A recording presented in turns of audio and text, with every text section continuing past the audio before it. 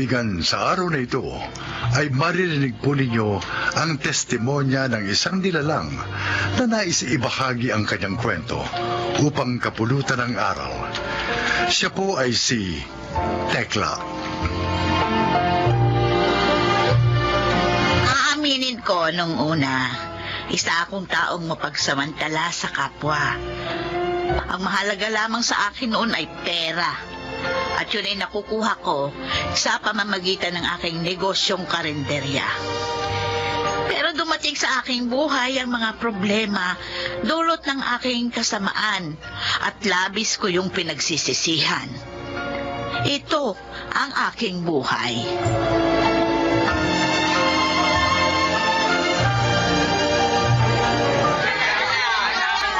Natoy! Oh, Aling Tekla! Ano ba bibili nyo ngayong araw? Ay, kailangan ko ng keso, tomato sauce, Keso. kebab, mantika. O, ayan ang listahan na nakalagay na lahat dyan yung bibiling ko. Bahala ka na. Ah, sige. Ito. Manang Tekla, Talaga ba safe kainin yan? Yung mga binili natin dito kay Mang Natoy? Uy, ilang beses na akong bumibili dito ng mga pansahog ko doon sa pagkain binibenta natin sa karinderya. O, wala namang sumakit ang tiyan na. At saka, dito mo na mabibili yung pinakamura, tulad ng keso, iba, mantika. Ah, Aling Tekla! Ito na lahat ang mga kailangan mo. Kailan ang expiration date ng mga ito? Yung mga keso, 2 linggo nang expired. Yung mga iba pa tomato sauce, ka-expired lang yan, nung 1 linggo. Ah, Pero lahat ng yan, pwede pang kainin yan. pwede pa. Pwede pa. Bakit walang label yung mga tinda nyo, Mang Natoy? Kung may level yan, naalaman kagad ng mga tao na expired na yung binibili nila. Itong lata ng ibap. Sigurado kong ibap ito, ha? Kasi wala kang palatandaan nilagay.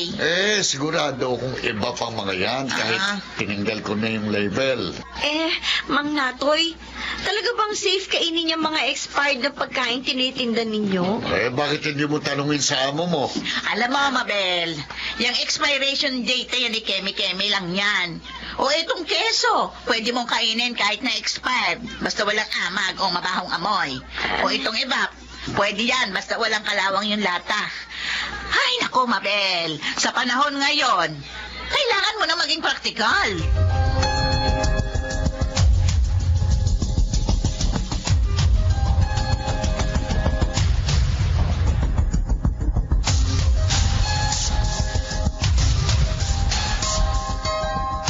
Hindi yung spaghetti, oh.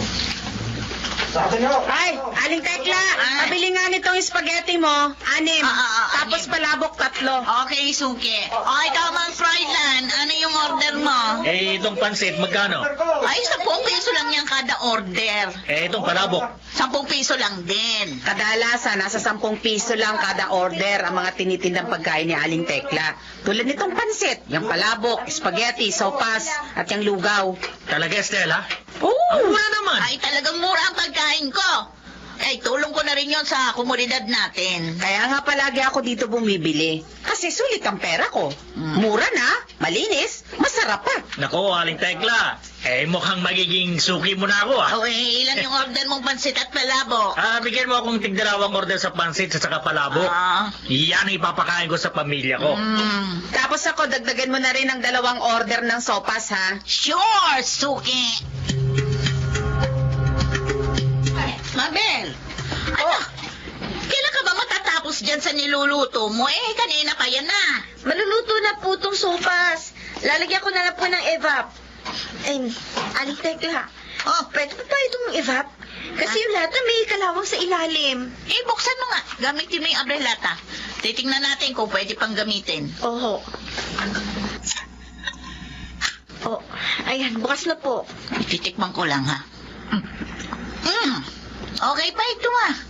Magagamit pa natin. Pero Aling Tekla, yung kulay ng gatas parang yellowish na. Talaga namang may pagkadilaw ang evap. Sige na, ilagay mo na yan. Okay, sabi niyo po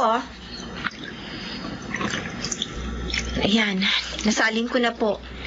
Hintayin ko na lang po kumulo. Oo, bantayan mo lang yan, ha? At ako yung mag-aasikaso doon sa mga customer sa labas. Malapit na mag-alas 10 ng umaga. Siguradong dadagsain niya ako ng mga customer. Aling Tekla! Aling Tekla! Oh, bakit nagmamadali ka? Anong balita? Si Froilan at yung pamilya niya, Ah. na food poison. Ang sabi, yung binili nilang pagkain sa inyo ang dahilan, kaya sila isinugod ngayon sa ospital.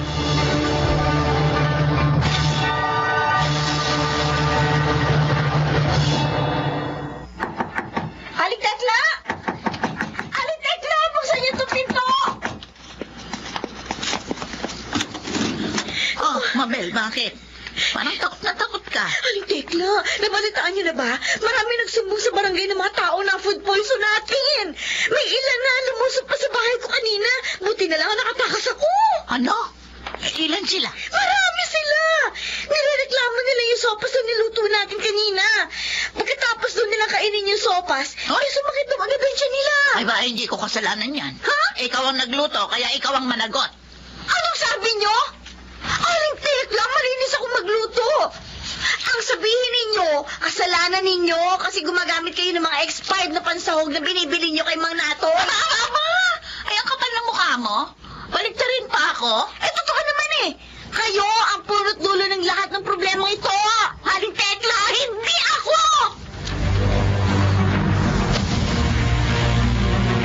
Oy, Aling Tekla! Aling Tekla! Walang iya ka! Lumabas ka dyan! Aling Tekla! Bakit ba, Stella? Ano ba problema mo? Ikaw! Ikaw ang problema namin! Kaya pala mura yung mga paninda mo kasi galing sa expired yung mga ginagamit ng pangsahog sa binibenta mo pagkain sa amin. Ay, anong pinagsasasabi mo dyan? Sumuko na si Mabel kanina. Inamin niya ang lahat na ikaw ang punot dulo ng food poisoning sa lugar natin. Masinungalingan yan. Ano kasi nungalingan? Sinisirahan lang ako ni Mabel kasi palpak siyang magluto. Ha? Eh, siyang nakalason sa inyo, hindi ako.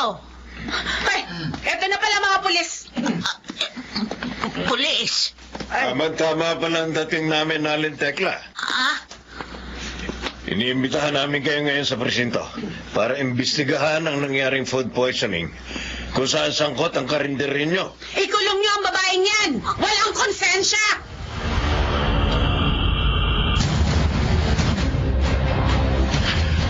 Ayon sa dati nyong helper, bumibili kayo ng mga pagkaing walang label at expired na. At yun ang isinasahog ninyo sa mga tinda nyong pagkain, tulad ng pansit, spaghetti o sopas. Opo, sir. Ba't nyo naman ginagawa yun? Alam nyo naman na pwedeng makasama sa kalusugan ang pagkain na expired. At bawal po sa ilalim ng batas ang pagtanggal o pagtamper ng label sa mga pagkain tulad ng keso at evap na binibili nyo kay alias Natoy. Eh, doon lang kasi ako nakakabili ng murang pansahog sa pagkain. Eh, kung bibili ako ng bago, mahal, maapektuhan ang negosyo ko. Mas uunahin nyo pa ba ang negosyo nyo kaysa sa kalusugan ng marami? Ay, hindi naman sa ganon. Pero, Patong-patong na kaso ang haharapin nyo. ha? At malaki din ang magagastos nyo dahil kailangan nyo magbayad ng danyos sa mga taong nalason at naagrabyado ng negosyo ninyo.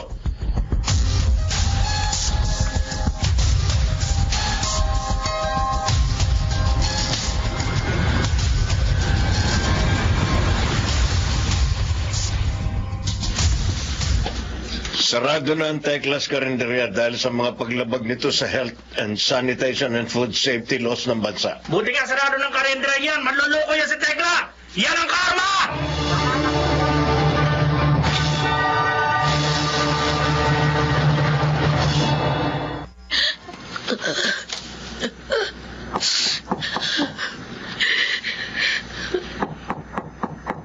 Anong Tekla? Pwede ba kayo makausap? Tuloy ka, Mabel. Manang, Kung pumunta ka dito para kunin yung sahod mo, pasensya na. Wala akong maibibigay sa'yo. Wala akong pera. Wala na ang karinderya. Ang bahay ko naman kailangan kong ibenta para mabayaran lahat ng danyo sa mga customer na naapektuhan dahil sa ginawa natin. Habang yung natitira kong ipon, napunta lang sa piyansa nating dalawa. Manang, kaya ako po gustong makausap kayo eh. Hindi para kunin yung sahod ko, kundi para magpaalam po sa inyo. Babalik na po ako sa pamilya ko sa Mindoro. Matagal na po nila ako hinihintay. Tsaka panahon na po para makapagbagong buhay ako. Ganun ba? Yung tungkol po sa sahod ko, ayos lang po yun sa akin kung hindi niyo ibigay. Naiintindihan ko po kayo. Mabel, patawarin mo ako. Pati ikaw nadamay pa sa kasakaman ko. Huwag po kayong mag-alala. Napatawad ko na po kayo. Sige po, Manang. Aalis na po ako.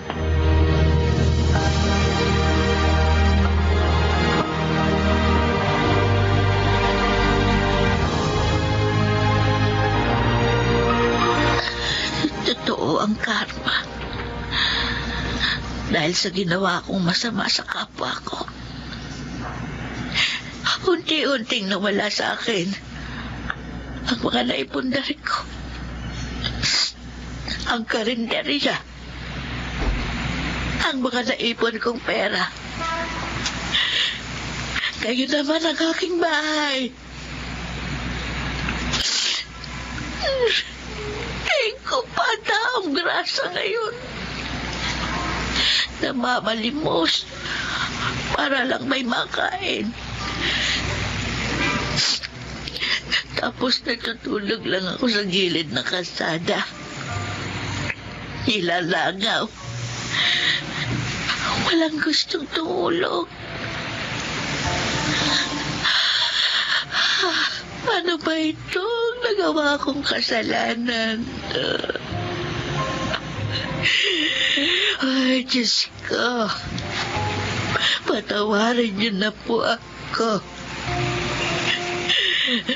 Pinagsisisihan ko na po ang mga nagawa kong kasalanan.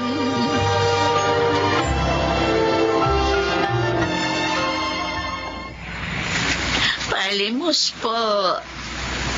Pangkain lang po. Maawa na po kayo sa akin. Aling Tekla? Ay, Aling Tekla, ikaw ba yan? Estela? Oh, bakit kayo nagkaganyan? Kaya pala kayo biglang nawala sa barangay natin? Yung pala, nandito kayo, namamalimos. Nakarma na ako sa mga kasalanang nagawa ko sa inyo noon. Sana mapatawad mo ako, Estela. Kung isa ka sa naagrabyado ko noon. Wala na yun sa akin. Matagal ko na kayong pinatawad. Salamat. Ay, siya nga pala.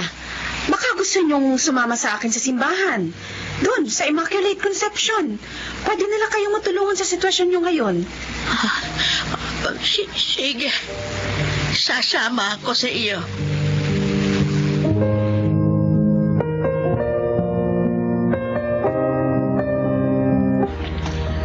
Aling Tekla! O ano, kumusta po kayo dito sa simbahan? Ayos naman ako, Estela. Malaki ang naitulong ni na Monsenyor at ng pamunuan ng simbahang ito. Nagtatrabaho ako ngayon bilang tagalinis at tagabantay ng bahay ng Panginoon. Kapalit ng pagkain, pera at tirahan.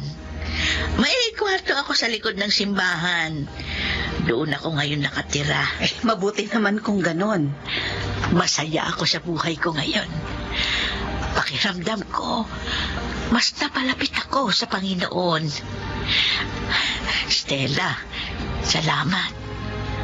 Kung hindi dahil sa iyo, malamang nasa kalye pa rin ako ngayon, namamalimos. Ako dapat ang magpasalamat sa inyo. Kasi nagbagong buhay na kayo. Hindi na kayo katulad nung dati. Masaya ako at marami kayong natutunan sa mga pagkakamali nyo dati. Marami akong natutuhan sa nangyari sa akin noon. At isasabuhay ko ang lahat ng yun hanggat ako'y humihinga.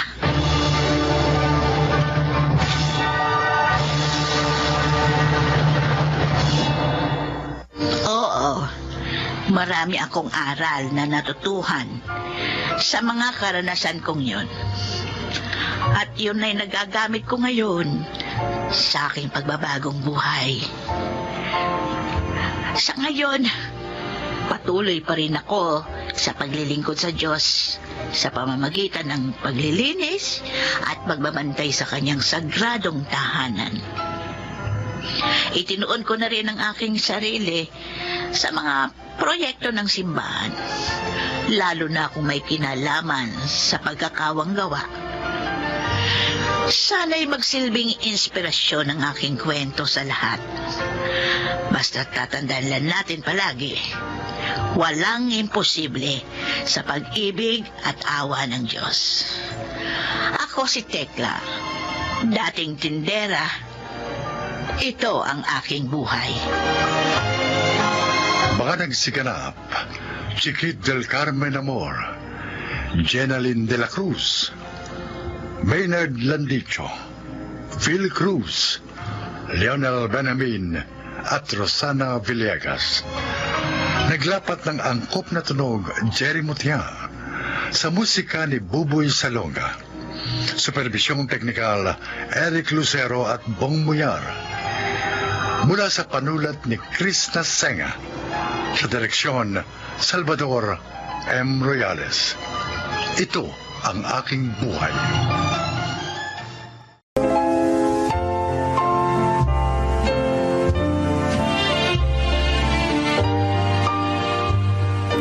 Magandang araw po sa inyo mga kaibigan.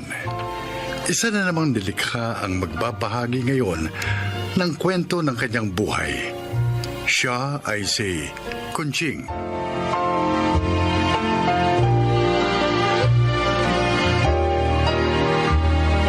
Ako po ay 60 taong gulang at naninirahan sa Bulacan. Isa lamang ang naging anak namin ng aking yumaong asawa. Mahal na mahal ko si Titas. Kaya naman kahit na may asawa na siya, tumutulong pa rin ako sa kanyang pamilya. Ngunit ang masakit, pumanaw si Titas at ang kanyang kabiyak nung lumubog ang barkong kanilang sinasakyan. Mula noon, ako na ang bumuhay sa aking 3 apo. Pakinggan ninyo ang aking isasalaysay.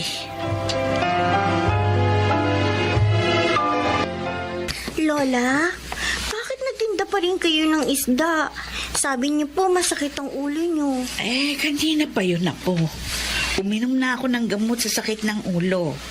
At saka, wala tayong panggastos, Blessy. Kailangan nyo ng baon. May project pa nga sa school tong Kuya Junior mo. Pasensya na po kayo, Lola. Dahil sa aming magkakapatid, nangihirapan po kayo. Ay, Junior, apo ko kayo. Kayo ang alaala sa akin ng aking anak. At mahal ko kayo. Kaya hindi ko kayo magagawang pabayaan. Hayaan niyo po.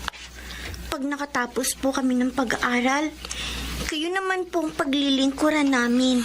Totoo po yun, Lola Kunching. Hindi na po kayo mahihirapan. Salamat, Junior. Blessy, masaya ako sa naririnig kong yan sa inyo. Naku, tama na nga yung usapan na yan. Baka magkaiyakan pa tayo ng gusto. Oh, Blessy, kunin mo itong natirang mga isda. Ito ang iuulam natin. At susunduin ko naman sa school si Neneng. Ngayon ang kuhaan ng card nila kailangan daw parents o guardian yung kukuha. Kaya ako nang pupunta. Bukas ka na lang sumundo sa kapatid mo.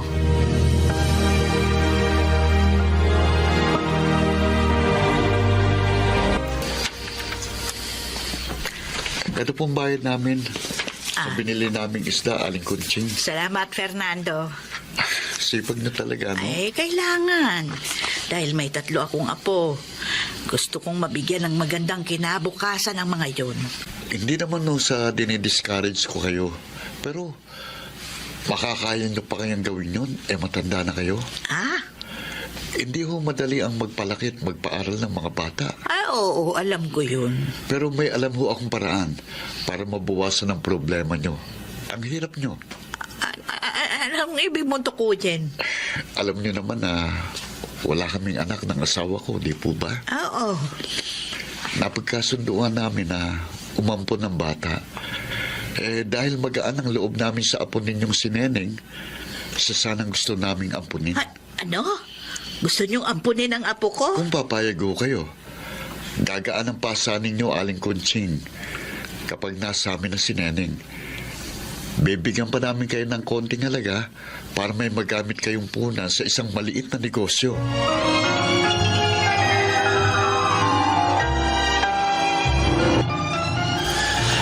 Lola, please. Huwag po kayong pumayag. Huwag niyo po ipaampun si Neneng. Ayaw po namin magkahiwa-hiwalay kami magkakapatid. Mga apo, naikwento ko lamang sa inyo yung sinabi ni Fernando, pero hindi naman ako papayag. Hindi ko kayang mapalayo kayo sa akin. Hindi bali nang mahirapan ako sa pagtatrabaho. Maitaguyod ko lang kayo. Magtatrabaho din po ako, Lola. Maglilinis po ako ng mga sasakyan para makatulong sa inyo. Anong nangyari sa iyo, Kuya Junior? Bakit putok ang labi mo? Sinuntok ako ni Bobot. Yung siga doon sa carwash ni Mang Nato. Bakit? Ano bang kasalanan mo? Wala naman. Naiinis lang siya. Dahil sa akin nagpapalinis ang sasakyan yung mga mayayamang customer doon kanina. Lalo siyang nagalit nung binigyan ako ng malaking tip. Soba talaga yung Bobot na yun. Inggitero. Sabi nga ni Edong, lahat ng bago doon binubuli ni Bobot. Pag nalaman niya ni Lola, tiyak, magagalit yun. Ay, talagang magagalit ako. Lola? Barangay natin yan. Alam niya, Bobot na yon. Masyado siya. Porket payat ka, kinakaya-kaya ka. Pero Lola, kung ipapabarangay pa natin siya, baka lalo lang siya magalit sa akin. Apo, hindi ka dapat pumayag na nabubuli. Wala ka namang ginawang masama. Kaya ipagtatanggol ka ng lola mo.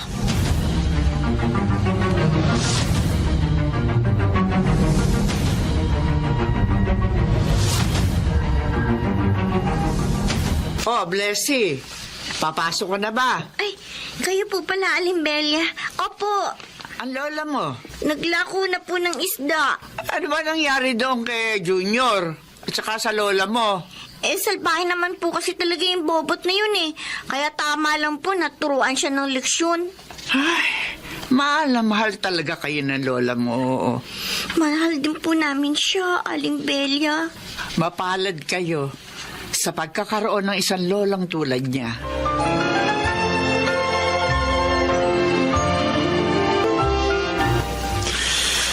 Kamusta na si Neneng, Blessy? Hindi pa rin bumababa ang lagnat niya, kuya.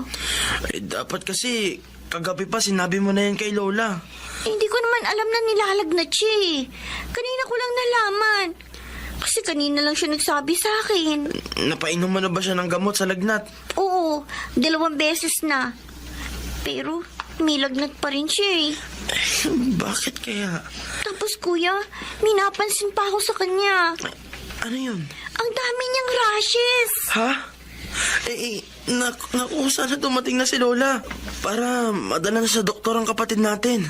Para malaman natin kung anong sakit niya.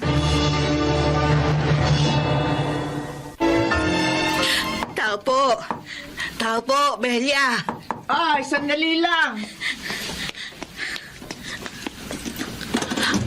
Belia. Kunching, napasyal ka. Gabi na. Oo, kailangan ko ng pera. Pautangin mo naman ako. Ano? Saan mo gagamitin? Nasa ospital ang apo kong bunso. Ilang araw na palang nilalagnat, hindi sinabi sa akin. At saka ang dami niyang pantal. Ano sabi ng doktor? Bakit daw ganun ang apo mo? Nadenggi nga si Neneng. Ha? Belia, tulungan mo naman ako. Kailangan ko na panggasto sa ospital. Babayaran din kita. Kahit natubuan mo pa. O, pwede kitang matulungan. Yun nga lang, maliit lang ang maibibigay ko. Alam mo naman, mahirap din tong kaibigan mo. Teka, may naisip ako. Ano yun? Hindi ba mahusay ka sumayaw? Ay, nung araw pa yun, ano. Tsaka, paano naman makakatulong yun sa problema ko? May palaro rito bukas dahil birthday ni Chairman. May pasayaw para sa ating mga seniors. O ngayon, Konching, malaking halaga ang gantimpala ng mapipiling lola na pinakamagaling sumayaw. Ah. May isang sakong bigas pang kasama yon at kahit matalo, may konsolasyon din. Ala, sige na, sumali ka!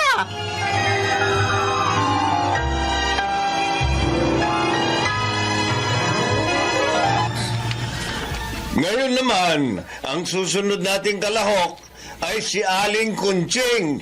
Palakpakan natin! Oh, magandang gabi, Aling Kunching. magandang gabi rin po, Chairman Manuel. Mahilig ka ba talagang sumayaw? Ay, ang totoo po, nung araw pa yun, matagal na akong hindi nagsasayaw. Naku, busy lang ako nitong aking kaibigang sumali dito. Bakit naman kayo sumali dito? Ay, magtatapat na po ako sa inyo, ano. Kailangan ko po ng pera. Nadayanggi po ang aking apo at kasalukuyang nasa ospital. Kung ganun, ito pala ay sayaw para kay Apo. Oh, Ay, sige. Good luck, Aling Kunching. Palakpakan natin si Lola Kunching sa kanyang sayaw para kay Apo.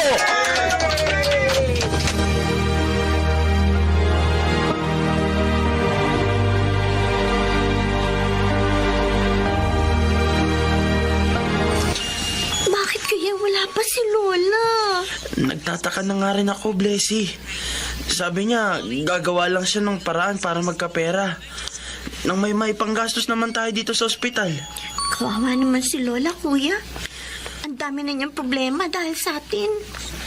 Leslie! Ay, Junior! Lola, mabuti naman po dumating na kayo. May ipinabibili pong doktor, Lola. Akin ang reseta. Mabibili ko na yan, mga apo. May pera na tayo. Nakahiram po kayo? Hindi. Nanalo ako sa contest para sa mga matatandang tulad ko. Ako ang napiling pinakamahusay sumayaw.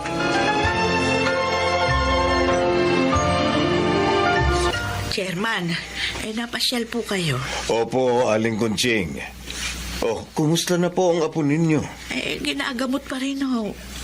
Alam niyo ba, nag-viral ang post ko sa internet. Nang larawan niyo na umiiyak habang sumasayaw. Ho? Naantig ang marami sa kwento niyo na isinulat ko doon. Kaya maraming nagpadala ng tulong sa inyo. Totoo po. Oho. Kaya hindi niyo na problema ang pagpapagamot sa inyong apo. Pati pag-aaral nila. May sasagot na rin. Ay, naku, salamat po, Diyos ko. Lutas na ang aking problema. Chairman, maraming salamat din po. Luha ng kagalakan ang dumaloy sa aking mga pisngi ng mga oras na yon. Nang dahil sa isang sayaw, nalutas ang aking suliranin at nalubos ang aking kaligayahan. Kapiling ang aking mga apo. Tunay ngang sa bawat suliranin ay may solusyon. Ako si Kunching. Ito ang aking buhay. Mga nagsiganap, Rosana Villegas, Angelo Alcantara, Chiquit del Carmen Amor, Phil Cruz, Susan Robles, at Leonel Benjamin. Naglapat ng angkop na tunog, Jerry Mutia. Sa musika ni Buboy Salonga, superbisyong teknikal, Eric Lucero at Bong Muyar. Ito'y mula sa panulat ni Telma Corporal Alcantara. Creative Consultant Phil Cruz. Katulong sa produksyon Anjing Cruz. Sa direksyon Salvador M. Riares. Ito ang aking buhay.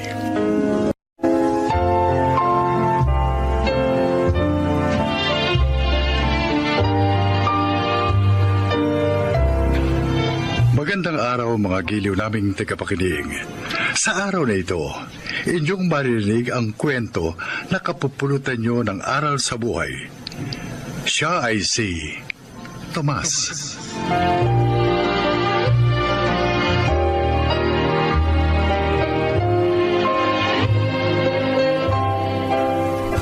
Mula pa pa nang magbinata ako, pagmamaneho na ng sasakyan ng aking naging trabaho. Mula sa pedicab, tricycle, jeep at taxi, ay naipasada ko na. Ngunit sa taxi ako nagtagal. Pakinggan po ninyo ang aking paglalahad.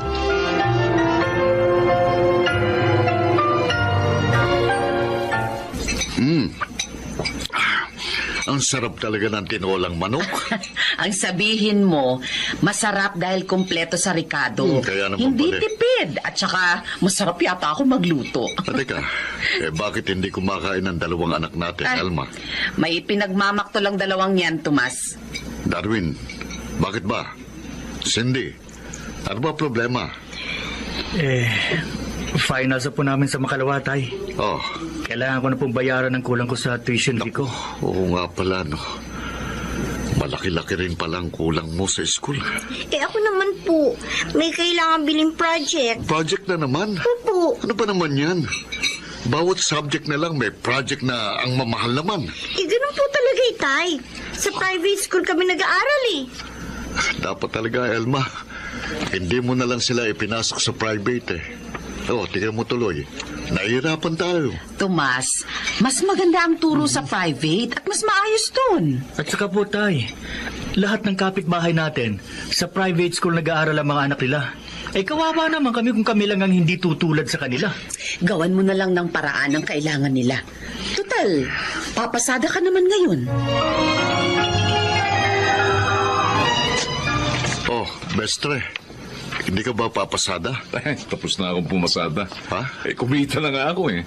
Kaya uwi na ako. Mukhang malaking kinita mo ah. Ang saya mo eh. Ako, siyempre. Ako ba naman ay papayag na kumita na maliit? No way, pre. Buti ka pa. Laging swerte sa pamasada. O bakit? Wala ka ba bang kita? Meron naman pero kulang pa sa halagang kailangan ko. Ikaw naman kasi, sobra kang mabait sa pasahero. Ha? Alam mo, minsan-minsan, iwan mo naman yung kabaitan sa bahay nyo para kumita ka ng mas malaki. Teka, ano ibig mong sabihin?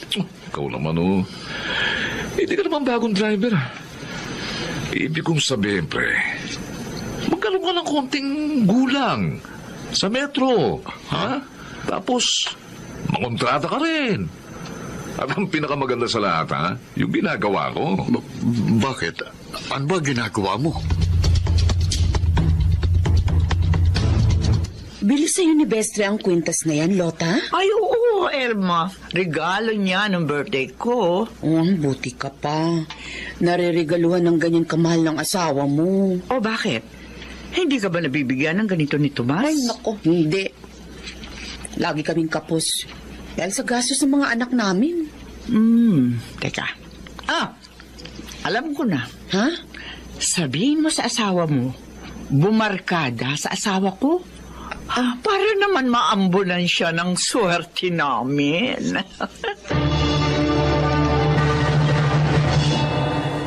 Elma, dear. Oh, Huwag mo nga akong yakapin. ito naman. Naligo naman ako ah. Kaya mapango ko. Wala akong pakialam, naiinitan ako. Oh, may electric fan naman tayo. Mainit pa rin yan. Lakasan natin. Ay nako, ayoko. Mainit pa rin. Teka, alam ko na. Huwag na lang tayo magdamit. Ano? Para hindi tayo mainitan. Tumigil ka nga. Bastos na to eh. Alam mo naman, namimiss na kita eh. Bumili ka muna ng aircon. Ano? Para ganahan ako makipaglambingan sa'yo. Pero napakamahal nun. Pati kuryente natin tataas dahil doon. Dito diskarte ka. Para kumita ka ng mas malaki. May paraan naman para mangyari yon. Ayaw mo lang. Elma, kung ang tinutukoy mo ay ang ginagawa ni Bestre, panlalamang sa kapwa yun. At ayokong gawin yun. Pwes, kung hindi ka rin lang kikita ng malaki, ha?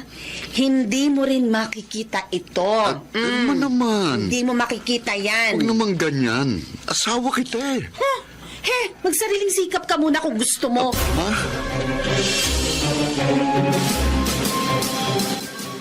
Kuya Darwin, magkano ba binigay na baong sa'yo ni Inay? Maliit lang. Hindi katulad ng dati. Sirado kasi ang taxi na ipinapasada ni Itay. Suya naman, oh. Kaya palang aga umuwi ni Itay. Paano ka kasya itong baon ko. Ang mahal-mahal ng food dun sa school. Ay, nako, Cindy. Problema ko rin yan. Buti pa nga yung mga anak ni Mang Bestre at Aling Lota. Nabibili nilang gusto nila. Samantalang tayo, hirap na hirap. Sana kasi. Katulad na lang ni Mang Bestre si Itay. Magaling dumiskarte.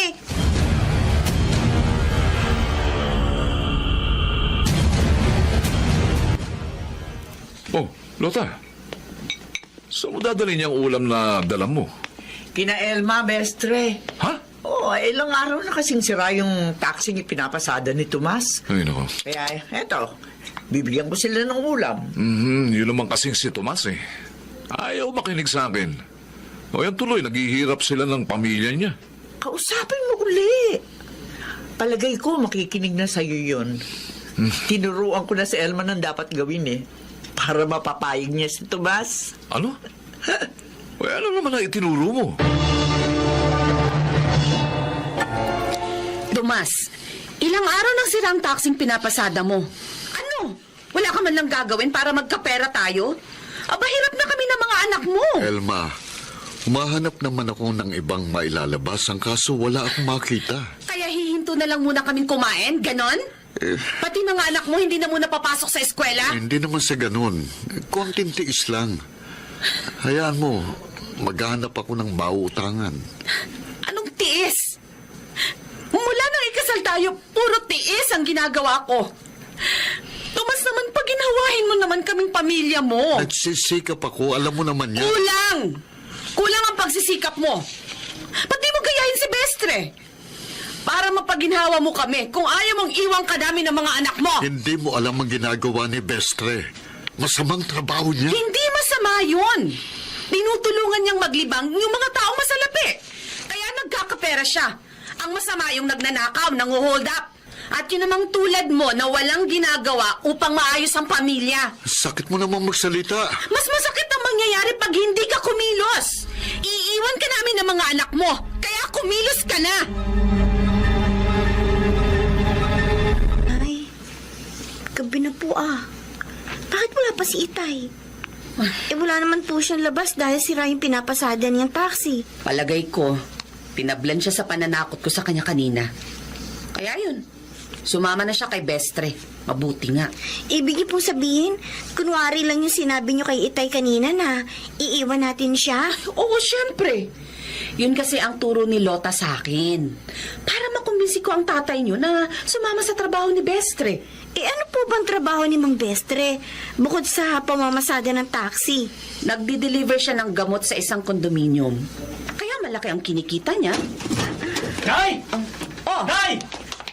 Darwin, ano ka ba? Nay! Nakagulat ka naman magbukas ng pinto. Nandito kami.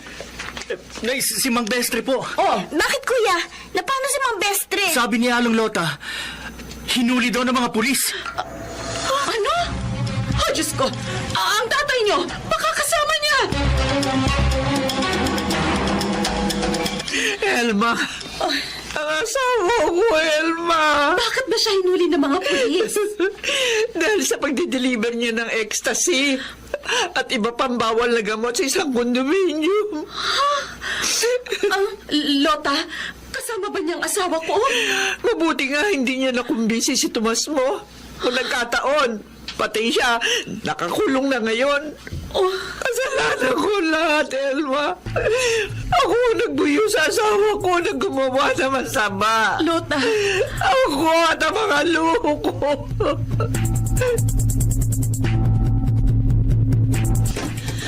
Tomas!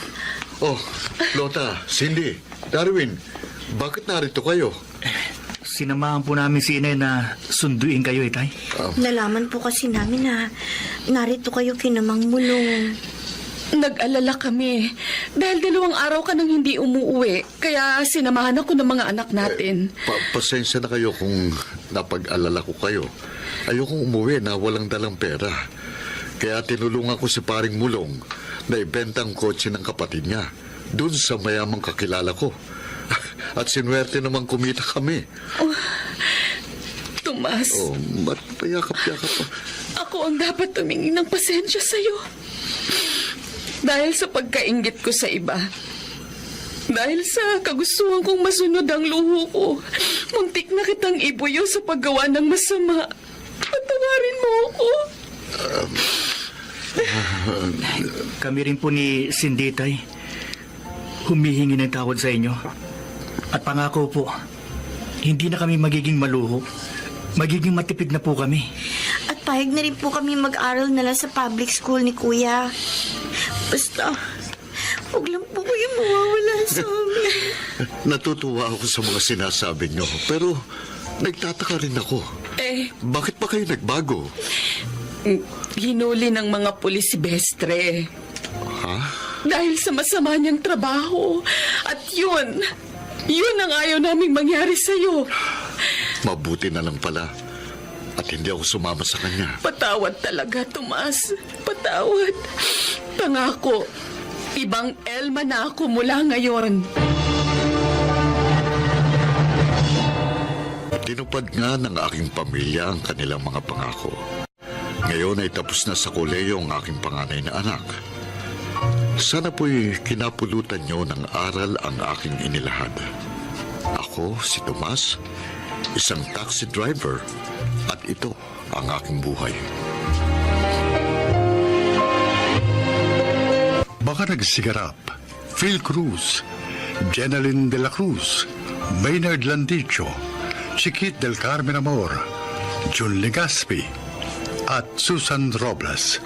Naglapat ng angkop na tunog Jerry Mutia sa musika ni Buboy Salonga. Supervisyong teknikal ni Eric Lucero at Bong Buyar. Creative Consultant Phil Cruz. Katulong sa produksyon Anching Cruz. Ito'y mula sa panulat ni Telma Corporal Alcantara sa direksyon Salvador M. Royales. Ito ang aking buhay.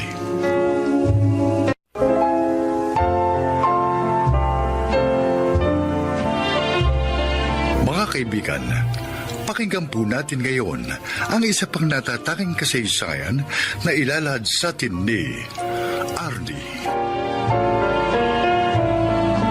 38 years old na ako. Panganay sa 4 na magkakapatid. Uli lang lubos na kami. Pero sa awa at tulong ng Diyos, napagtapos ko na pag-aaral ang 3 kong mga kababatang kapatid. Ito'y sa pamamagitan ng pagmamaneho ko ng sarili kong taxi. Pakinggan po ninyo ang aking paglalahad. Maraming salamat sa pagbabalik mo nitong laptop ko, Arnie. Maliit na bagay po yun, Ma'am Berta. Aba, hindi maliit na bagay ang ginawa mo. Kung ibang taxi driver ang nakapulot nito, hindi na ito ibabalik sa akin. Lalo na mamahalin to. Maraming salamat uli sa iyo, ha? Wala pong anuman. Ngayon, wala na akong problema sa aking mga business transaction. Ay, sandali. Bakit po? Eto, kunin mo to. Ano po ito? Naku, wag na po, Higil ma'am. na? Hindi ko naman pinababayaran yung ginawa kong pagtulong. Oh, ikaw talaga. Ang bait mo. Ay, bibigyan na lamang kita ng bigas at saka groceries. Oh? Oo, para naman madala mo sa asawa at mga anak mo. Naku, ma'am. Wala po ho akong asawa at anak. Binata po ako. Yung isang kapatid ko na lang kasama ko sa bahay. Ay, ganun ba? Oo. Oo, pasensya ka na, ha? Oh, kaswerte na magiging asawa mo. Dahil mabait at tapat ka. Mukha pa responsable. Sana matagpuan mo na siya. Ay, hindi bale. Isasama ko yun sa prayers ko.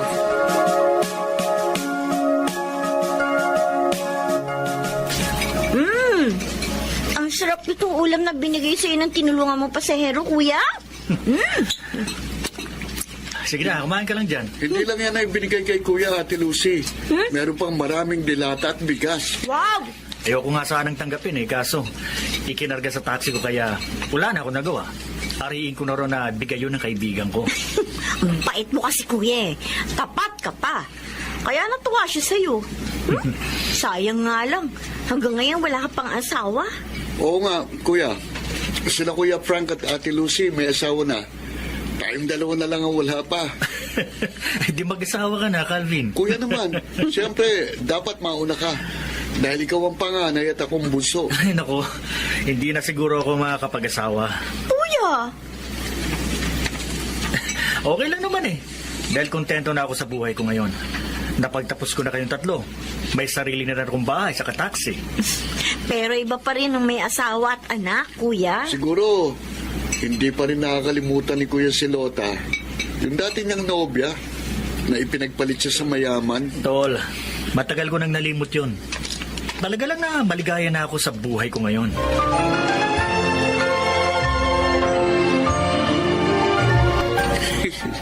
Bakit nangingiti ka dyan, Calvin? Yun kasing girlfriend ko, ate. May pinsan na kasing edad ni Kuya Arnie. Oh, ngayon? Dalaga pa rin yun eh. At mabait rin daw. Eh sabi ni Dulce sa akin, kung gusto ko raw, ipag-blind date namin sila. Maganda yan O ah. diba, malay Oo natin. nga. Magkagustuhan sila. O di, makakapag-asawa ng mabait nating kuya. Kailangan kumbinsihin natin si Kuya Arnie.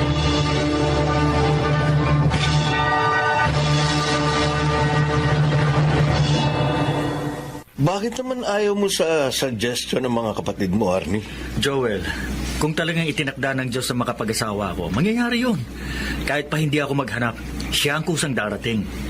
Well, pero ano naman ang malay mo? Kung ang paraan palang gusto ng Diyos, yung maghahanap ka. Ewan ko ba? Hindi kasi ako naniniwala dun eh. Kasi para sa akin, kusang darating yon. At mararamdaman ko sa kanyang pag-ibig. Kung siya talagang itinakda para sa akin. O sige, kung ayaw mo maghanap, bibigyan na lang kita ng text mate. Isa ka pa eh. Ayoko rin ng ganun. Tara, magbiyahe na nga tayo. Nang hindi kung ano na yung iniisip mo.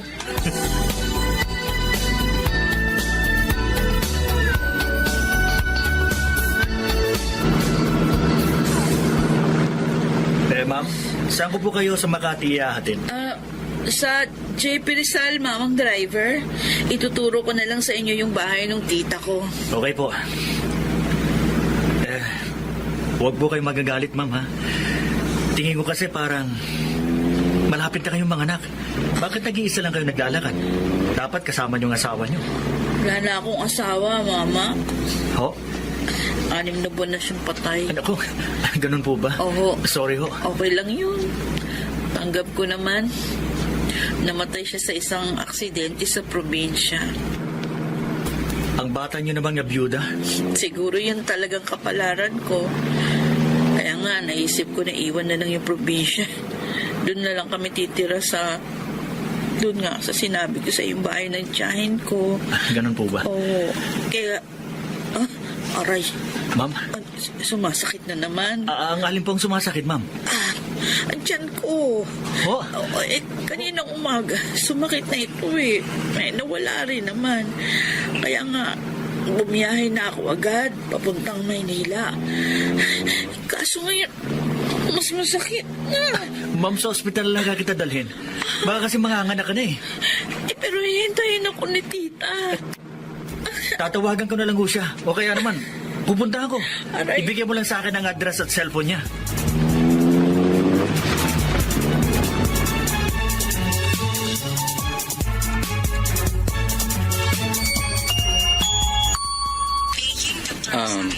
Kayo po bang asawa ng pasyente? Oo. Ay, naku, hindi ko. Ano ba talaga, mister? Hindi ko po talaga siya asawa. Pasahero ko siya sa taxi. Sumakit ang tiyan niya kaya dinala ko siya rito. Pero tatawagan ko na ang kamag-anak niya para puntahan siya dito.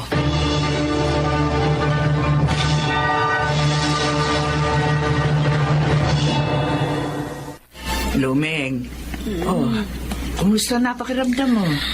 Medyo okay na po, tita. Nakita niyo na ba ang baby ko? Ay, hindi pa. Dito kasi agad ako nagpunta. Lalaki daw pong anak ko. Bouncing baby boy. Oh, huwag kang umiyak.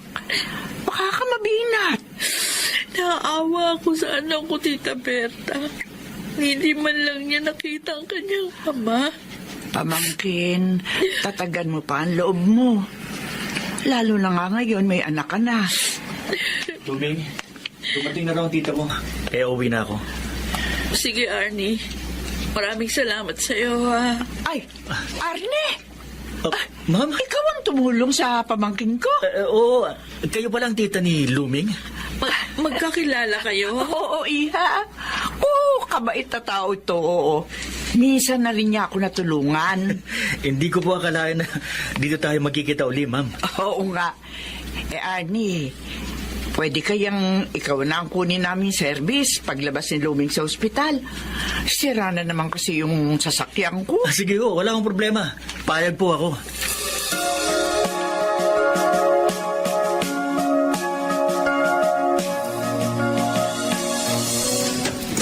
Oh, ikaw pala, Ate Lucy. Pasok ka. May dala ako para sa inyo ni Kuya Arnie, Calvin. Wala si Kuya eh. Oh, pumasada ba? Hindi. Nandun sa balak niyang ligawan. Balak! Ibig mo sabihin, in love ng kuya natin? Mag-aasawa na siya. Oo, ate. Sa wakas, na-inlove na uli si Kuya. At kung sasagutin daw siya ng babae kapag nagtapat siya, pakakasalan daw niya yun. Ako, sana naman ipakilala naman niya sa atin. Nakita ko na siya, ate. May picture siya kay Kuya doon sa cellphone niya. Nandun pati yung anak niya. Anak? May anak sa pagkadalaga? Wala. Byuda yung babae.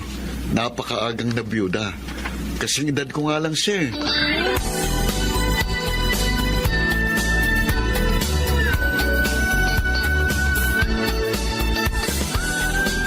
Madalas dumalaw dito si Arnie Luming.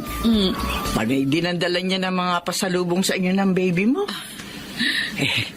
Nanliligaw ba siya sa'yo? Hindi po, tita. Siguro talagang mabait at maalalahanin lang siya kaya gano'n. Hindi naman gano'n ang nahalata ko, pamangkin. Oh? Oo, pakiramdam ko may damdamin siya sa iyo. Tita naman, biyuda na ako. Ano naman? Hindi naman hadlang sa pag-ibig yun. Ang tanong na nga lang, kung mahal mo ba siya? Mag-iisang taon pa lang hong namamaya pa yung asawa ko. Tsaka isa pa, di naman naliligaw sa akin si Arnie. Pero alam mo, kung manliligaw siya sa iyo, abay, botong-boto ko sa kanya. Dahil isa siyang mabuting tao. At naniniwala ako na magiging mabuting asawa siya sa iyo. At ama naman sa iyong anak.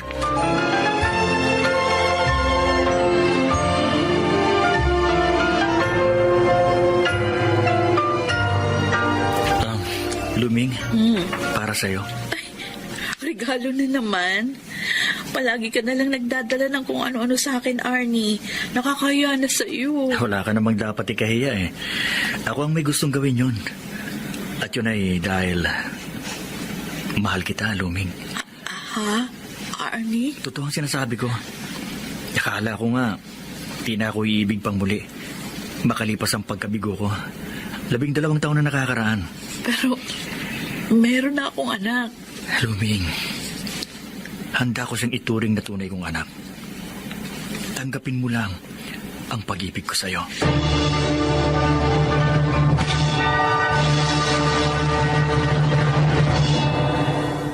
Ang pag-ibig, hindi man hanapin, kusang dudulog at lalapit kung talagang atin. Ito ang naganap sa akin. Dahil makalipas ang 6 na buwan, ay tinanggap din ni Luming ang aking pag-ibig.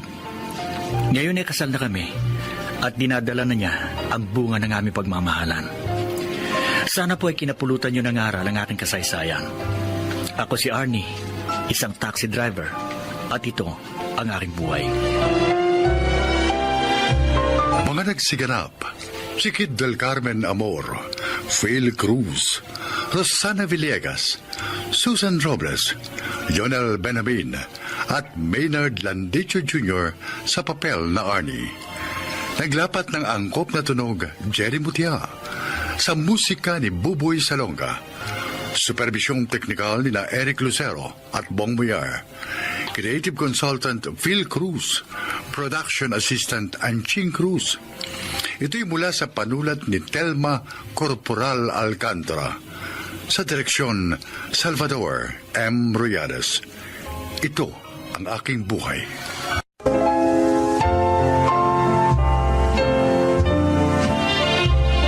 Mga kaibigan, isa na namang kasaysayan ang kapupulutan nyo ng aral sa buhay. Ito ay ang kasaysayan ni Betty. Ni driver ang asawa kong si Tiago. Sa hanap buhay na ito, aming pinalaki ang aming 5 anak. Maayos naman ang buhay nila sa awa ng Diyos. Ngunit pumanaw sa pagsisilang ang aming si Normita. Kaya mula noon, kami na ang nagaruga sa anak namin si Irene.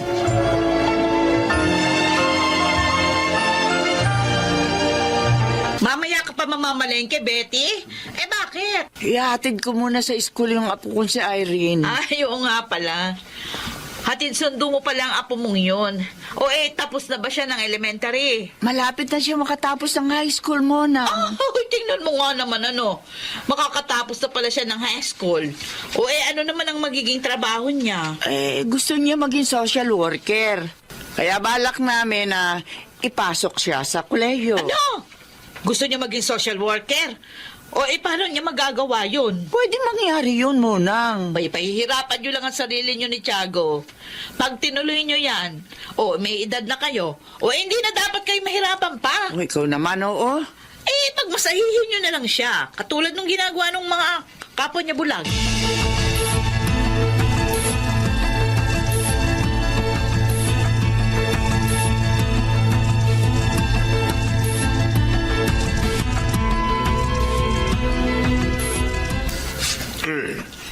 Ano ba yung ibabalita mo sa amin ng lola mo, Apo? At sabihin mo na habang kumakain tayo. Oo nga naman, Apo. Good news ba yan? Opo, Lolo. Lola, Wala, sabihin mo na. ano po? Nakapasa po ako sa scholarship na kinuha ko sa isang university. Ibig sabihin, wala ka ng matrikula sa pagpasok mo sa kolehiyo. Opo, Lola Betty. At may allowance pa po ako kada buwan. Ang galing talaga ng apo ko. Hindi na po ninyo problema ang tuition ko at pamasahe. Binabati ka namin, Apo. Salamat po, Lola. Pero magmamasahe pa rin po ako tuwing wala akong pasok. Baka naman maka-apekto yun sa pag-aaral mo. Hindi po, Lolo. Kaya ko po yun. Gagamitin ko naman yung kita ko sa masahe bilang pambayad sa magiging guide ko sa school. Bakit, Apo? Ayaw mo na bang kasama ako? Hindi po sa ganon, Lola. Iba na po kasi sa college Mas mahirap na ang pag-aaral. Kaya kailangan ko po talaga ang magkaroon ng guide.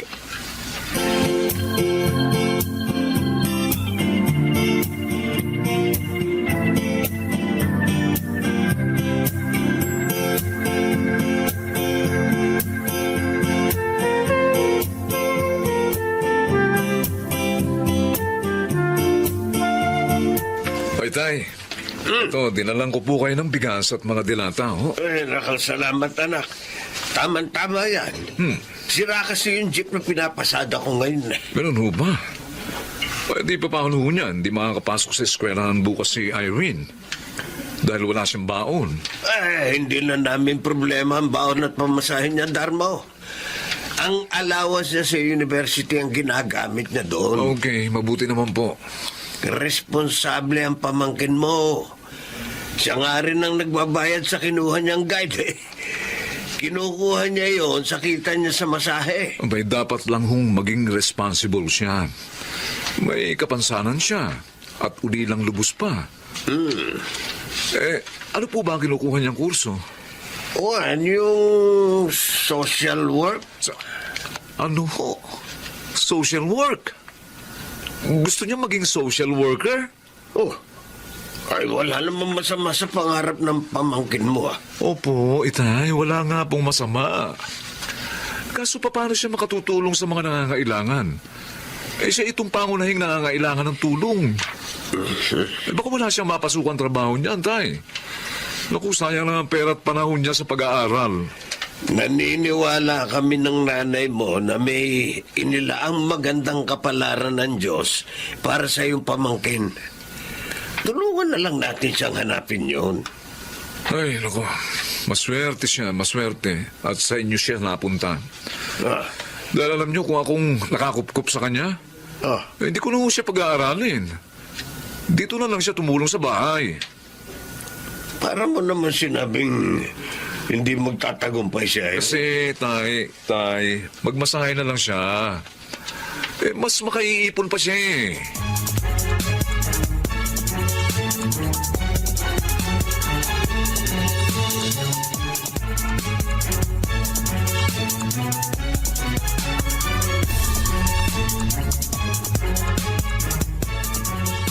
Sobe naman magsalita si Tio Darmo.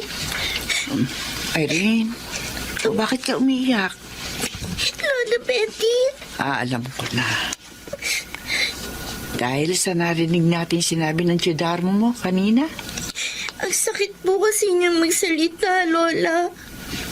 Kahit tiyo ko siya, wala siyang tiwala sa akin. Hindi kasi madaling abutin ang pangarap mo, Apo. Kaya parang imposible sa kanya yun. Alam mo ba, kami man ang lolo mo nagulat na matuto kang magbasa at magsulat. Hindi naman namin alam yung braille eh. Pati ang cellphone na nagsasalita. At higit sa lahat na talaga nakakagulat, yung pwede na rin kayong gumamit ng computer. Dahil po yun sa pag-unlad ng teknolohiya, Lola. Kaya nga ang tiyo mo hanggang ngayon hindi makapaniwala. Pati tuloy ang pangarap mo, hindi niya mapaniwala ang maaabot mo. Buti pa kayo ni Lolo Tiago. May tiwala kayo sa akin. Sinusuportahan niyo po ako. Basta, ipagpatuloy mo lang ang pagsisikap mo, Apo.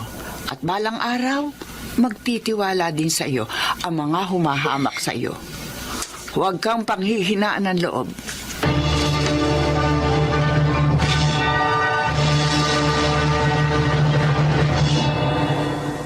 Irene, Apo, bakit malungkot ka? At saka di ba may pasok ka? Bakit hindi ka pa magbihis? Baka malate ka. Hindi po ako makakapasok ngayon, Lola. Ha? Bakit? May nangyari ba sa guide mo? Dinala po nila sa ospital ang ate niya dahil manganganak na. Ay, ganun ba? Sasamahan na lamang kita para makapasok ka at marinig mo ang turo ng mga profesor mo. Pero maghapon po yun, Lola. Ay, kaya ko yun, Apo. Malakas pa, Lola mo.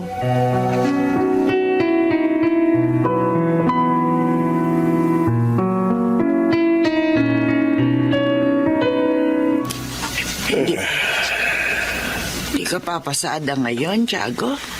Oo, Betty. Masakit ang katawan ko para akong tatrangkasuhin. Malamang nahawa na kita. Siguro nga. May edad na tayo. Kaya humihina na rin ang At ang tubig. Uminom na po kayo. Salamat, Apo. Ang lolo mo nga parang tatrangkasuhin din eh. Kung gusto po ninyo, mamasahihin ko po kayong dalawa para po gumaan ang pakiramdam ninyo kahit paano.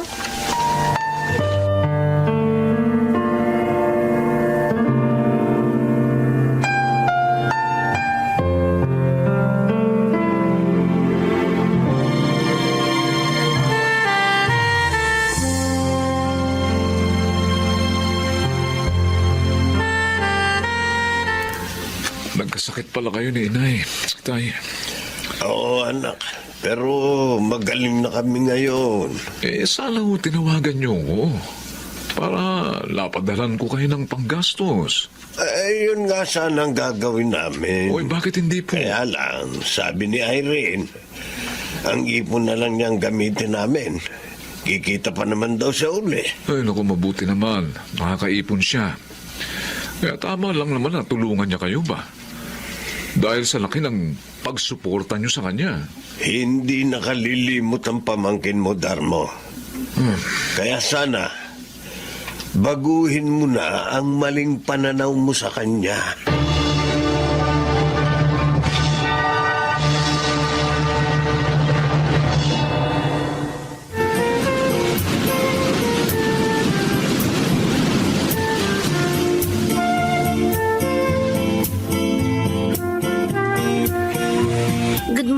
Dean Rigor. Ay, good morning. Tawag niyo raw po ako. Oo. Good morning din, Ihalat ka rito. Opo. Next week kasi, graduation nyo na, ano? At siguro naman, alam mo na kasama ka sa 10 bibigyan ng medalya. Nasabi nga po sa akin ng professor ko, kasama daw po ako sa top 10. Totoo yun. At ngayon pa lang binabati na kita. Sa kabila ng iyong kapansanan, nakatapos ka ng iyong kurso na may award. Salamat po, Dean Rigor. Bala ko nga sanang irekomenda ka sa isang malaking foundation na alam ko. Naghanap kasi sila ng social worker. Dok Dean, maraming salamat po. At may isa pa kaming sorpresa sa'yo. So be ready, Iha.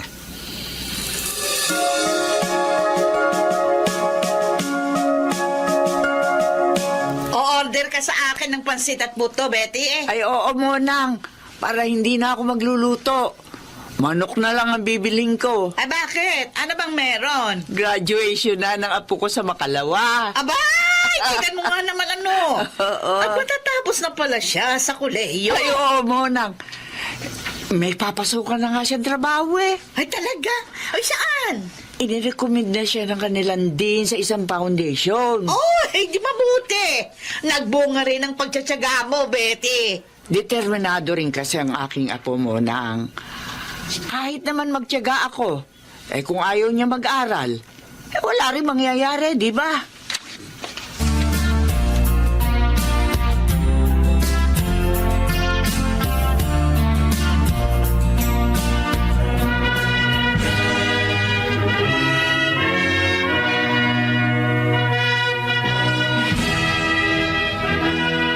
Matapos nating ibigay ang medalya para sa ating mga nangungunang estudyante, isang tanging award naman ang ibibigay natin. Ito ay ang Outstanding Student of the Year na ibinibigay dito ng university sa isang estudyante na sa kabila ng maraming hadlang ay nagawa pa rin tapusin ng matagumpay ang kanyang kurso. At ang ating outstanding student ngayon ay walang iba kundi si Irene Martinez. Oh, Irene, itong ikalawang medalya. Ano masasabi mo? Maraming salamat po. Una sa Diyos, sa pagtulong niya sa akin. Salamat din po sa mga pumili sa akin na maging Outstanding Student of the Year. Pinasasalamatan ko rin ang aking lolo at lola na siyang talagang sumuporta sa akin mula nang maiwan ako ng aking mga magulang. Salamat po sa walang sawang hatid sundo niyo sa akin sa school, Lola Betty. Hindi ko po malilimot ang inyong kabutihan at pagmamahal. Para po sa inyo ang aking tagumpay.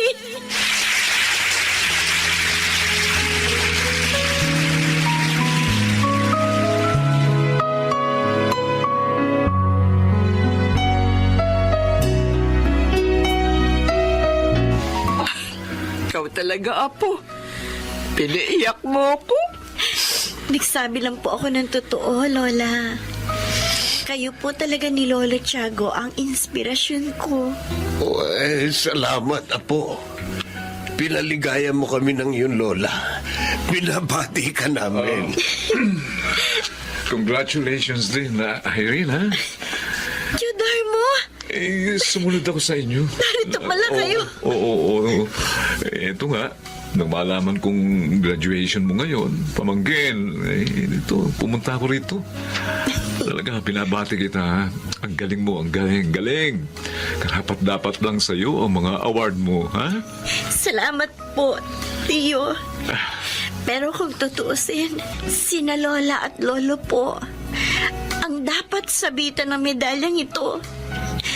Dahil naging mabuting gabay po sila sa akin.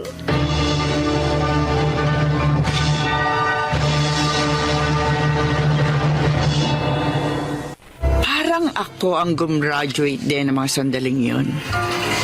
napakasaya ko. Pagkat natulungan ko ang aking apo na maabot ang tagumpay. Social worker na siya ngayon dito sa aming bayan. Sana'y naibigan niyo ang aking inilahat.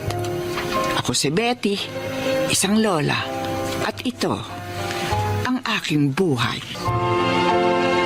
May kapansanan man ang isang tao, kung may mapagmahal naman siyang pamilya, tiyak pa ring liligaya at magtatagumpay.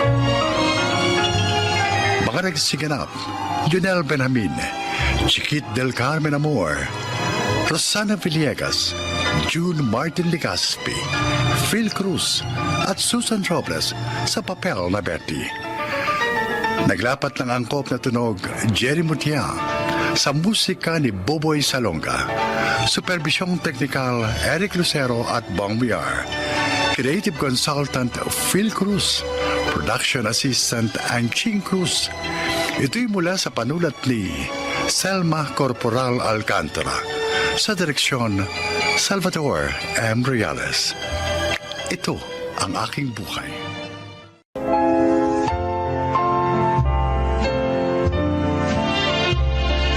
Mga kaibigan, sa araw na ito ay maririnig po ninyo ang testimonya ng isang dilalang na nais ibahagi ang kanyang kwento upang kapulutan ng aral. Siya po ay si Tina. Magandang araw po. Nakakahiya mga sabihin. Sa beer house po ako nagtatrabaho. Nagbebenta ng aliw sa mga lalaki. Maaga po ako naulila sa mga magulang, kaya hindi na ako nakapag-high school. At tanging si Lolo Igme na lamang na nakilala ko sa kalye, ang tanging tumulong sa akin. Noong mga panahong kailangan ko ng tulong. Pakinggan po ninyo ang aking buhay.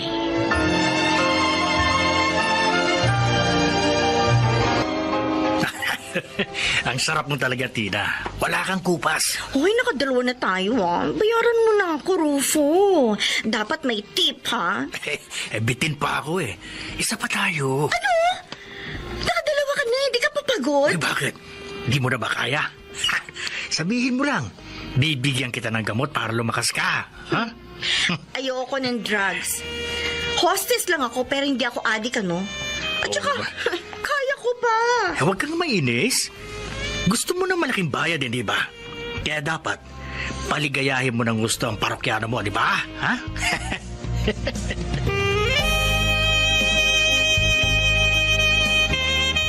O, Tina. Mukhang masama pakiramdam mo, Hindi ka pa bumabangon dyan sa higaan mo. Yung anak mo nga pala, napaliguan na ni Lolo Igme. Salamat naman. Masakit ang katawan ko, Joy. Yung visit kasing Rufo na yun, pinagod ako. Nako! Tupang talaga sa sex ang lukulukong yun. Ay, malas mo lang. Ikaw na ang paborito niya ngayon. Nagbigay naman ba ng malaki? Oo. Pero, alam mo, kulang pa yun sa sakit ng katawan na binigay niya sa akin. Sa mga pambababoy niya. Kakasuka siya. Ano ba? Nag-iimot ka na naman dyan. Ilang taong ka na sa trabahong ito hanggang ngayon ba? Hindi ka pa rin sanay? Sanay na. Pero nangangarap pa rin ako, syempre, na makaalis sa putikang ito. At makalaya sa pambababoy ng mga lalaki. Paano? Tulad ko rin, wala ka rin pinag-aralan. Oh, di ba? May anak ka pa na kailangan buhayin. At bukod doon, ikaw rin ang sumasagot sa mga gamot ni Lolo Igme.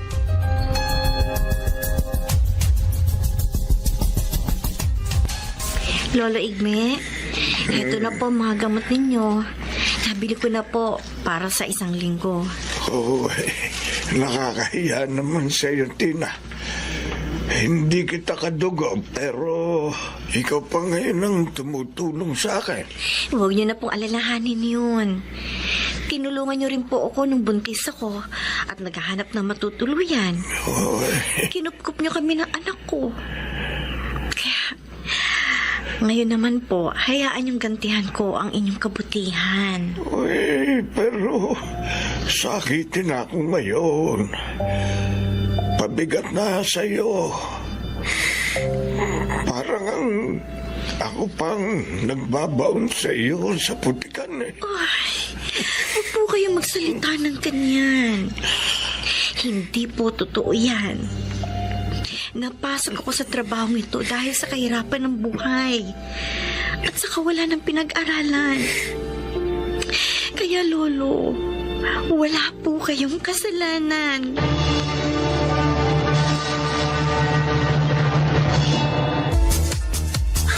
Totoo ang sinasabi ko. In love ako sa'yo. Baka naman binobola mo lang ako, Ramil. Tulad ng ibang lalaki nagpupunta dito. Hindi yun bola. Talagang mahal kita. Kung gusto mo, magsama na tayo.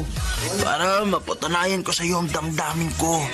Magiging maligaya ka sa akin. Talaga? Oo naman. At hindi ka na magtatrabaho. Ako na lang ang tatrabahuin mo.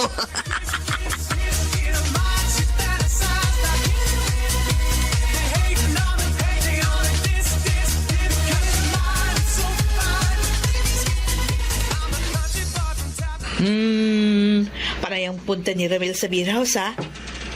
At lagi ding may regalo sa'yo. Binobola ko. Huh? Nililigawan ako kuno. Sinasakyan ko nga lang mga pambobola niya. Bakit? Anong sinasabi niya? Kesyo, kung gusto ko raw magsama kami at liligaya daw ako sa kanya. Oh, ano naman sinagot mo? Ano naman yung nararamdaman mo? Naiinis ako. Pero hindi ko pinahahalata sa kanya. Alam ko naman na gusto lang niya akong gamitin ng libre, no? Ano at pagkatapos magiging tagabuhay niya? Mabuti naman. At hindi ka nadadala doon sa mga matatamis niyang salita. Joy. Tama na ang minsang panloloko sa akin ng isang lalaki. Hindi na mauulit yun.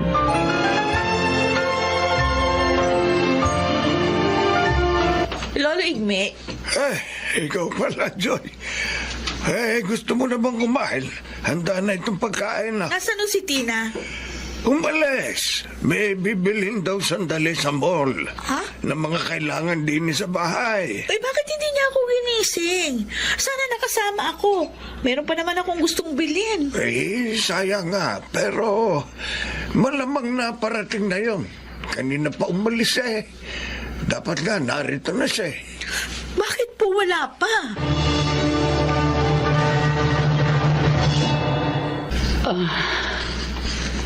Asan ako? Ma'am, narito po kayo sa isang klinik. Klinik? Opo. Ako nga po pala si Tina. Ako naman si Pilar. Kanina po, Ma'am Pilar, habang nag-aabang ako ng masasakyan pa uwi sa amin, nakita ko pong nabuwal kayo. Oh, naalala ko na. Nahilo ako kanina. Mainit kasi. Nasa talyer ang sasakyan ko kaya nag-abang ako ng taxi. Ganun po pala. Kaya po, humingi po ako ng tulong sa mga tao upang madala kayo rito. Ay, salamat sa iyo, Tina. Ang bag ko. Ito po. Huwag po kayo mag-alala. Iningatan ko po yan habang buhat po kayo ng mga hiningan ko ng tulong. Salamat uli sa iyo. Ayos lang po yun. Ang asawa niyo nga po pala, tumawag habang wala kayong malay kanina. Kaya po, alam na po niyang nangyari sa inyo. Papunta na po sila rito. Ay, salamat.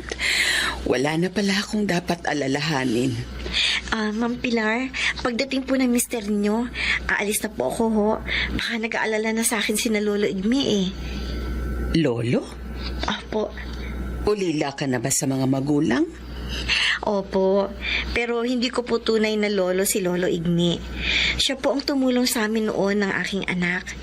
Kaya itinuring ko na po siyang parang tunay na lolo. May asawa ka na pala. Wala po. Anak lang po ang meron. Oh, I'm sorry. Ihahatid ka na lang namin, Tina. Ano nga palang trabaho mo?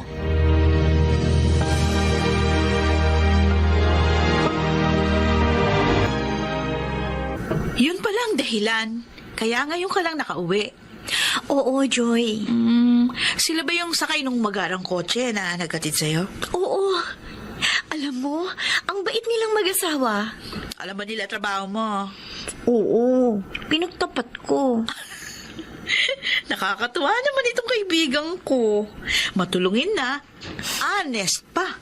Alam mo namang hindi ko ugaling magtahi-tahi ng kwento, di ba? Sabi nga pala ni Ma'am Pilar, magkikita raw kami uli. Bakit daw? Ewan ko. Hindi naman niya sinabi kung bakit.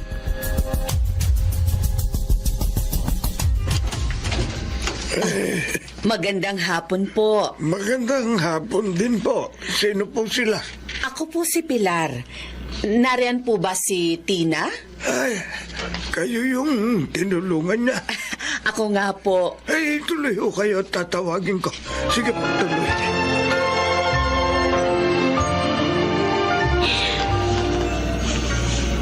Para sa amin po itong lahat na dala ninyo, Ma'am Pilar. Oo, Tina. Yung groceries para magamit nyo. Ito namang iba, mga produktong ititinda mo online. Di ba sabi mo sa akin, gusto mong iwan na ang trabaho mo sa beer house? Opo. Kaya naisip kong bigyan ka ng mapagkakakitaan. Kami na rin na magpapagamot kay Lolo Igme para wala ka ng problema. Naku. Salamat po, Ma'am Pilar. At hindi lang yan. Eto, kunin mo. Malaking halaga po yan. Gamitin mo ito upang may panggastos kayo. At ang iba, tabi mo. Salamat po. Salamat po na marami, Ma'am Pilar. Mabait ka, Tina. At mabuti ang iyong puso. Kaya naman gusto kitang tulungan. Ngayon po, makakaalis na ako sa putikang kinalalagyan ko. At makakalaya na rin ako sa pambababoy ng mga lalaki.